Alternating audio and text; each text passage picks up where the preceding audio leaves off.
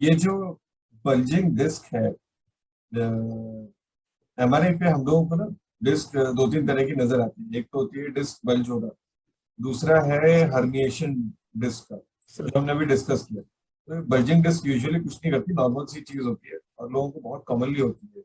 तो लोग ऐसे ही कभी कभी कमर दर्द के लिए एमआरआई भी करवा लेते हैं, उसको उन्हें दिखती है कि बल्ज डिस्क है, तो उसी को कारण वो समझ लेते हैं कि यही पेन कर रहा है। यूजुअली बल्जिंग डिस्क कुछ नहीं कर रही होती है और वो कभी जाती भी नहीं है, वो हमेशा वहीं वैसी ही रहेगी। हम बस अपने स्पाइन की मसल्स को इंप्रूव करके थोड़ा सा नर्व के अराउंड स्पेस बढ़ा सकते हैं, जिससे नर्व में कोई प्रेशर ना आए इन बल्ज डिस्क से। Bulging of disc is very normal. बस अठारह सर। बीस साल तक ही हमारी डिस्क ऐसी होती है जो बल्ज नहीं करती है, उसके बाद कोई ना कोई तो पीछे बल्ज कर ही जाती है, क्योंकि विद एज डिस्क वीक हो जाती है, सर। तो बल्ज करेगी करेगी। वो एक गद्दी है जिसमें से जिसके ऊपर प्रेशर पड़ेगा तो वो बल्ज कर सकती है। अगर वो फट गई तो उसमें हर्निएशन हो जाता है, उससे आपको पेन हो गया तो डिस्क वाला दर्द हमने डिस्कस कर लिया है। और ये हर्निएटेड डिस्क एक इमरजेंसी होती है। अगर इसमें बावल और ब्लैडर भी इन्वॉल्व हो जाए तो वो भी हमने डिस्कस कर लिया। तो सबसे फास्ट तरीका क्या है अगर हर्निएटेड डिस्क हो गई, जिसको हम पीआईवीडी भी कहते हैं, प्रोलैप्स और डिस्क भी कहते हैं, अगर ऐसा कुछ हो गया तो इसका कोई क्विक फिक्स है? डॉक्टर के पास जाओ, ठीक हो, वापस आ जाओ हॉस्पिटल? नहीं सर, ऐसा तो कोई इलाज है नहीं है सर। बस वही फिजिकल फिटनेस जैसे आप बता रहे हैं सर, कि मसल्स का थोड़ा फिटनेस और अपना एक्टिविटी लेवल थोड़ा हाई रखेंगे, और थोड़ा जो बेंडिंग और लिफ्टिंग वाले काम है नहीं करेंगे, तो सर बस वही एक तरीका है कि आप उसी लेवल पे रोक सकते हो डिस्क को। ऐसा तो नहीं है सर कि जल्दी जल्दी कुछ भी हो जाएगा सर, वैसा कुछ नहीं हो हाँ। सकता सर। दूसरा, अगर हम लकी हैं कि हमारी डिस्क हर्निएट हो गई है, प्रोलैप्स हो गई, यानी बाहर आ गई है, और फिर भी हमें बहुत ज्यादा सिम्टम्स नहीं है, थोड़े सिम्टम हैं जो सर। दवाइयों से कंट्रोल हो गए हैं, तो फिर स्मोकिंग करना और अपनी लाइफस्टाइल चेंजेस बहुत ज्यादा जरूरी है करना। ये स्मोकिंग बिल्कुल बंद करनी पड़ेगी, अदरवाइज सर। और भी ज्यादा होने की चांसेस हैं। और बढ़ते जाएगा, वेट को कम करना होगा, लाइफस्टाइल चेंजेस करके हम उसे वहां मेंटेन कर सकते हैं। तो दूसरी चीज, अब ये समझने वाली चीज थी कि हर हर्निएटेड डिस्क को ऑपरेट नहीं करते, हम लोग उसको सर। भी दवाइयों से और मेडिसिन से और फिजियोथेरेपी से और अपने लाइफस्टाइल चेंजेस से इम्प्रूव कर सकते हैं। तो सर। अब इस केस में हम लोग यूजुअली क्या इलाज देते हैं? अगर किसी को हर्निएटेड डिस्क है तो हम लोग कैसे उसका यूजुअली ट्रीटमेंट करते हैं? सर पहले तो हम उसको क्लिनिकली देखेंगे, हिस्ट्री पूछेंगे उसको। तो सर उसमें अगर हमें लगेगा कि पावर, पेशेंट की जो ताकत है टांगों में और जो सेंसेशन है उसका लॉस नहीं हुआ है, और बॉल ब्लैडर मूवमेंट में भी कोई प्रॉब्लम नहीं है, तो सर कंजर्वेटिव अप्रोच की जा सकती है सर, जिसमें उसको मसल रिलैक्सेंट्स और पेन किलर्स दिए जा सकते हैं, और उसको activity modification, physical therapy, physiotherapy से सर कंजर्वेटिवली ट्रीट किया जा सकता है। देखा जा सकता है सर कि 1 to 2 months की कैसा उसका वो रहता है, पेन कम हुई है कि नहीं, और इज ही कंफर्टेबल और नॉट। तो सर वैसे करके किया जा सकता है। उसके बावजूद अगर सर पेशेंट बोले कि मेरे को लेग पेन चल ही रही है और परेशान कर रही है, तो फिर सर दूसरी अप्रोचेस पे जाया जा सकता है सर। हाँ, इसमें यूजुअली अगर हम थ्योरेटिकली देखें तो एमआरआई भी डायरेक्टली इंडिकेटेड नहीं होता है अगर सिम्टम इतने सीवियर नहीं है तो। अगर लोग बहुत सर। ज्यादा इंसिस्ट करते हैं और एक्सरे देख के डर गए होते हैं या डरा दिया गए होते हैं, तो एमआरआई यहाँ पे इंडिया में बहुत जल्दी हो जाता है एमआरआई, क्योंकि लोग करवा हाँ ही जी देते हैं सर। और आते ही हैं उसके लिए कि हमें एमआरआई करो, हमारा देखो क्या हो गया आपको। एक्चुअली सर वो इतना कैनाल समय, डायमीटर भी बोलना शुरू हो जाते हैं सर जो हाँ, अब रिपोर्टिंग में तो होता है। वो भी उनको पता चल गया है। तो भले उनको ये नहीं पता हो कि नॉर्मल कैनाल डायमीटर कितना चाहिए होता है, लेकिन वो डायमीटर भी शुरू हो, और कई बार सर रिपोर्टों में कैनाल डायमीटर गलत लिखा होता है। तो वो भी एक बार देखना पड़ता है कि रियली कैनाल डायमीटर ठीक है या नहीं। उतना है कि नहीं, ये सर। सिर्फ कैनाल ही वो डिसाइड नहीं करती कि आपका अगला ट्रीटमेंट क्या होना है, क्योंकि प्रेशर जो आ रहा है वो नर्व रूट पे आता है। वो सर। एक्चुअली फोरामिनल डायमीटर होता है, वो कोई भी नहीं लिख के देता, क्योंकि वो पॉसिबल हाँ ही जी नहीं है। सर। इवन करंट एमआरआई में सर। भी, क्योंकि वो एक 3 मिलीमीटर या 5 मिलीमीटर के कट्स पे होते हैं एमआरआई, तो फोरामिनल डायमीटर लिख के देना किसी के लिए पॉसिबल ही नहीं। कैनाल डायमीटर का कोई सर। खास इतना रोल नहीं होता है। हाँ, वो एक इनडायरेक्ट गाइड है हमारे को बताने के लिए कि कितना कंप्रेशन शायद हो रहा होगा। तो एमआरआई पे डिसाइड कर लिया हमने, देखा बल्ज है कि प्रोट्रूशन है, एक्सट्रूजन है, या फिर हर्निएशन है। अगर हर्निएटेड है वो भी देख लिया कितना सीवियर है, सिम्टम से मैच किया उसको, और उसके बाद इलाज शुरू किया। सर। उसमें नर्व्स की भी कई सारी मेडिसिन देते हैं, नर्व्स को पेसिफाई करने के लिए, डैमेज कम करने के लिए, और थोड़ा सा रीजनरेशन इंप्रूव करने के लिए। तो थोड़ा बहुत असर होता है, तभी वो नर्व्स का दर्द नीचे लोगों को पैरों में महसूस हो रहा होता है। कितने समय के लिए यूजुअली रुक जाते हैं हम लोग, देते रहते हैं दवाइयाँ? इवन नर्व का पेन हो तब भी। सर 6 वीक्स तक सर रुका जा सकता है, उस तब तक कंजर्वेटिव अप्रोच की जा सकती है सर, तो फिर उसके बाद ही सर एक डिसीजन लिया जा सकता है सर। तो 6 वीक्स यानी 1.5 महीना, 1.5 महीना हाँ खाना जी सर, होता है। 1.5 महीने इसीलिए बैक पेन सर। में या डिस्क का हो चाहे मसल का हो, उसमें पेशेंस बहुत जरूरी है। आपको कम से कम इतना वेट करना चाहिए, क्योंकि इसका इलाज अगर आप क्विक फिक्स इलाज ढूंढ रहे हैं तो वो भी बहुत डेंजरस है। इवन सर्जरी, उसमें टाइम लगता है। Yes sir. मतलब सर सर्जरी यूजुअली इमीडिएटली कोई करता नहीं है। रीजन ये है कि वो सक्सेसफुल बहुत है। ये देखा गया है आमतौर पर कि ये कंजर्वेटिव जो ट्रीटमेंट है ना, exercises, physiotherapy, medicine, lifestyle changes, और ये जो कुछ स्पेशल अलग मेडिसिन है नर्व की हो या फिर डिस्क को रीजनरेट करने की हो, ये बहुत सक्सेसफुल है एक्चुअली। इसमें कई बार हम लोगों को ऐड करनी पड़ती है एंटी एंजाइटी मेडिसिन। एक्चुअली आजकल बहुत बड़ी प्रॉब्लम हो गई है कि जैसे एंटी एंजाइटी मेडिसिन ऐड करो, लोग गूगल पे जाके इमीडिएटली ढूंढने लगते हैं कि मेडिसिन लिखी क्यों थी।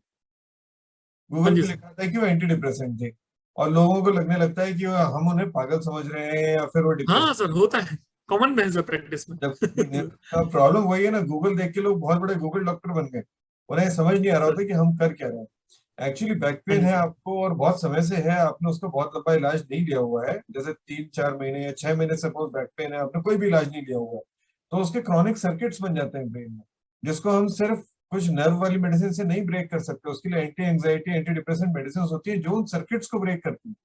तो हम इलाज बैक पेन का ही कर रहे होते हैं, लेकिन लोगों को लगता है कि हम उन्हें पागल समझ रहे हैं, तो उन्हें पागल हाँ जी पागलों वाली सर। दवाई दे रखी है।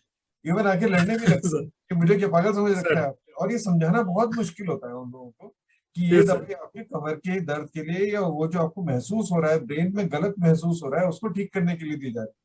तो वो भी एक इस प्रोग्राम हेडेक है सर। में बताना चाहता था कि ये मेडिसिन भी मिलेंगी, और ये बहुत बहुत ही कारगर मेडिसिन है। पहले तो direct anti yes sir. Tricyclic anti depressant बोलते हैं, पहले तो वही दे दी जाती थी।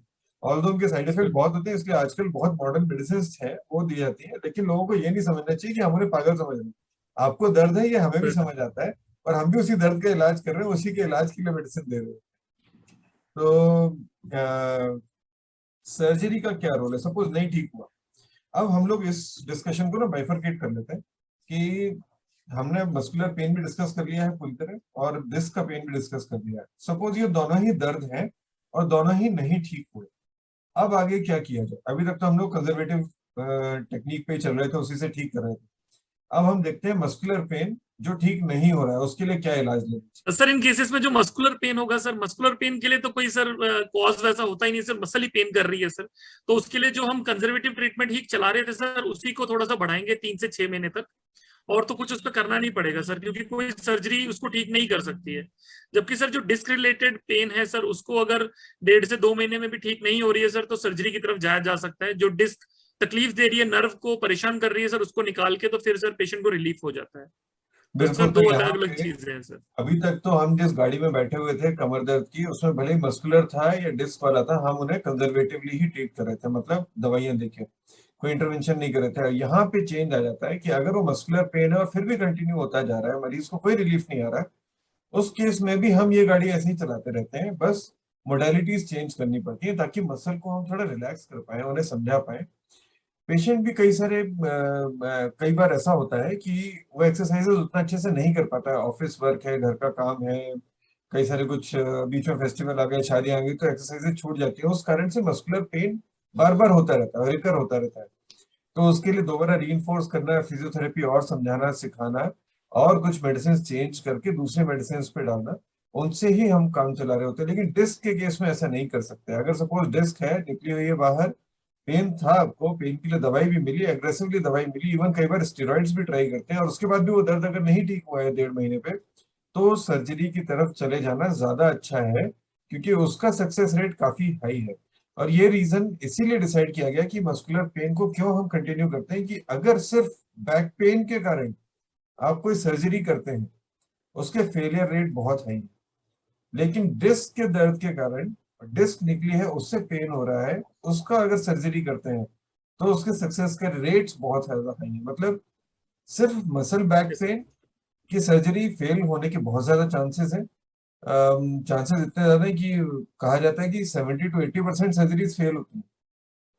जबकि जो डिस्क रिलेटेड पेन है, उसके लिए अगर सर्जरी हुई है तो उसके सक्सेस रेट 90% से भी ज्यादा है। और यही एक रीजन है, कई बार होता है कि सर्जन की चॉइस गलत हो जाती है, वो बैक पेन में भी सर्जरी कर देता है। उसके कारण हमारे यहाँ पे हमने देखा है जम्मू कश्मीर इन सब में कि ये जो स्पाइन की सर्जरी है बहुत बदनाम है। लोग डर रहते हैं कि हाँ जी उसने सर। सर्जरी कराई, कुछ भी नहीं हुआ, फिर भी लेटा ही हुआ है, कुछ नहीं ठीक हो पा रहा है।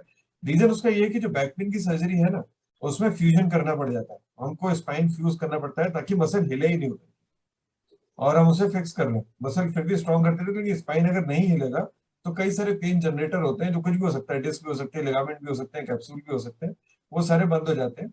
ये फ्यूजन सर्जरी जो होती है काफी पेनफुल है और फेलेबल है, ये फेल हो जाती है।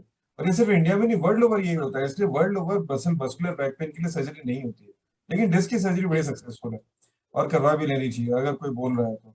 तो सर ये जो डिस्क सर्जरी होती है सर, इसका सक्सेस रेट क्या रहता है सर, और कौन कौन से टाइप की सर्जरीज होती है सर डिस्क के लिए?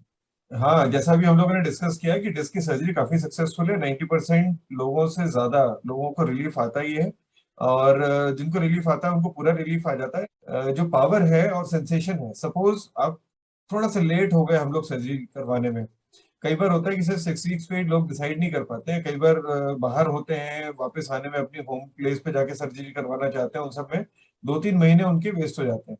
ऐसे केसेस में जो नर्व रिकवरी है, पेन तो खत्म हो जाता है डिस्क सर्जरी के बाद, लेकिन जो रिकवरी है टाइम नर्व का, वो 6 मंथ से 1 ईयर तक भी खिंच जाता है, कि पूरी पावर आ जाना है, पूरा सेंसेशन आ जाने में आ जाता है अल्टीमेटली, लेकिन टाइम लग सकता है।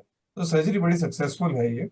और इसको हम लोग आजकल बहुत टेक्निक्स आ गई हैं इसकी सर्जरी की, जैसे सर। आजकल दूरबीन से ही कर सकते हैं सर्जरी।